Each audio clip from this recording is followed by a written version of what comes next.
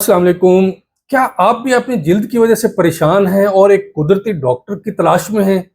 हम आपको बताते हैं कि आपकी जिल्द को नरम रखने वाला, चमकदार रखने वाला और फ्रेश रखने वाला एक ऐसा कुदरती अज्जा जो आपकी स्किन को रखेगा बिल्कुल फ्रेश, और इसमें बहुत सारी ग़िज़ाई अज्जा भी हैं और आपकी स्किन को नरम और मुलायम रखने के लिए भी इसमें बहुत सारी प्रॉपर्टीज़ हैं। हाँ, इसमें है फोलिक एसिड, इसमें है विटामिन ए, सी और विटामिन बी 12 है, और इसमें बहुत सारे ऐसे मिनरल्स भी हैं, मैग्नीशियम है, फास्फोरस है, जो आपकी जिल्द को रखता है तरोताज़ा। इसमें जिंक है, इसमें आयरन है, इसमें फॉस्फेट है, जो आपकी सेहत के लिए और ख़ास तौर पर स्किन की फ्रेशनेस के लिए बहुत ही ज़्यादा ज़रूरी है। ये एंटी इन्फ्लेमेटरी और एंटीऑक्सीडेंट प्रॉपर्टीज़ के साथ बहुत बड़ा कुदरती मॉइस्चराइज़र है, जो आपकी स्किन को नरम और तरोताज़ा रखता है। ना सिर्फ आपकी जिल्द को तरोताज़ा और नरम रखता है, बल्कि एंटी बैक्टीरियल प्रॉपर्टीज की वजह से जो कील, मुहासे और दाने निकलते हैं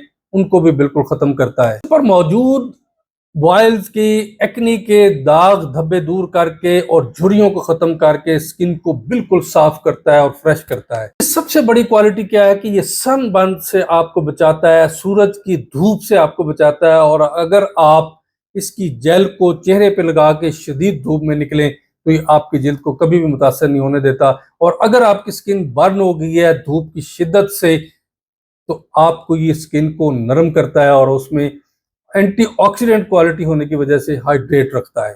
इसलिए जिल्द पर छोटे से कट या जिल्द का फट जाना या जिल्द के हल्के फुल्के जख्म को बहुत तेजी के साथ इसकी जो जेल है वो ठीक कर देती है और स्किन को नॉर्मल ग्लोइंग कंडीशन में लेके आती है।